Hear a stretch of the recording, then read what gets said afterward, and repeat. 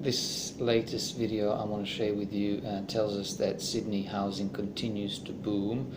That is blamed on recent 2 interest rate cuts by Australian Reserve Bank. What I'm thinking is that this defies gravity, and I'm starting to think that whatever cannot go up forever will go up forever. However, it doesn't make sense.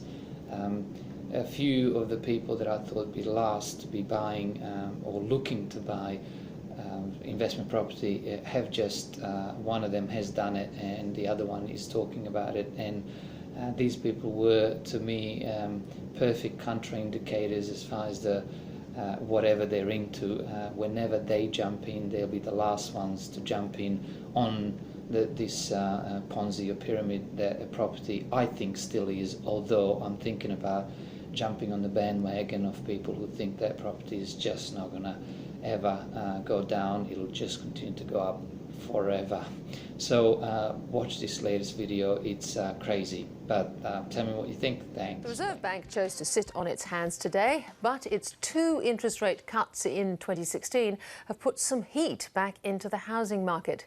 Sydney and Melbourne are surging ahead, and auction clearance rates have hit 15-month highs. Carrington Clark reports from some hot Sydney auctions. Ready when you are. Going to look for that opening bidder offer, maybe anything between 1 million and 1.1 to get us underway. Sydney's property market is running hot. 13, there we go, make it 1.4 to advance from here on in. Nobody knows that better than Anthony Cases. He's been on the house hunt for 3 years. It's a frenzy. There's just so many people. The last sort of 3 to 6 months, it's absolutely just palpable. It's crazier than ever. And those people are bidding up prices. The latest numbers from CoreLogic show home prices increasing more than 1% every month. Sydney home prices now up more than 63% in just 4 years. Melbourne up 44%. Demand for housing from investors in particular is bouncing back again after having been dampened by some of the measures that the banks took under pressure from APRA during 2015. Changes aimed at slowing demand from foreign buyers don't seem to be making much difference. A bit of a hiccup when that policy was announced, but the lower interest rate was actually replacing the foreign buyers with the local buyers. So what we're seeing is a surge of local buyers that's suddenly coming out of the woodwork. Sold. Well done, ma'am. Congratulations. And there we have it, another successful auction result here in Sydney. There doesn't seem to be any end in sight to the aggressive buying activity we've seen. Selling to the highest bidder. But are these prices sustainable? Property, 1,670,000.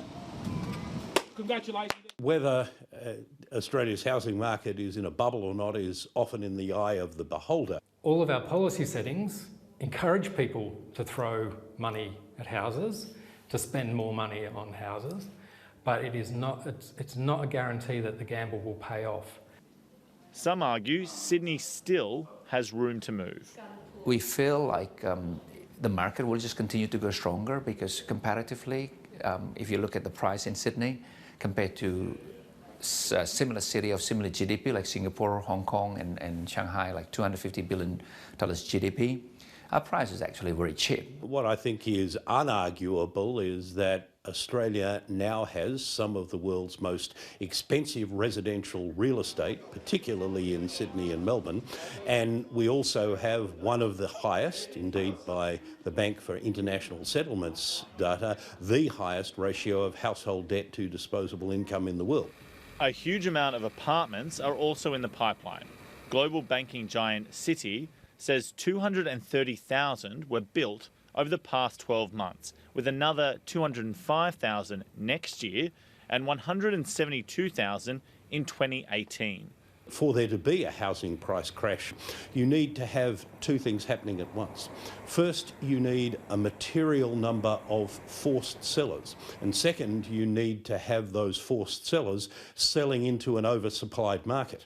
Here in Australia, we don't really have either of those criteria being met at the moment. The housing market has defied sense and rationality for too long. Why should we believe that someone else will come along and always pay more? But developer Iwan Sanito says there's still a shortage. Sydney has got a problem with supply. At the moment, we had like 50,000 dwelling shortages in the city of Sydney. For those in the market, it remains a case of buyer beware. Part of the problem in those parts of the world where we have seen housing price busts is that many investors have been under the illusion that house prices only ever go one way. People in those countries know that that's not true.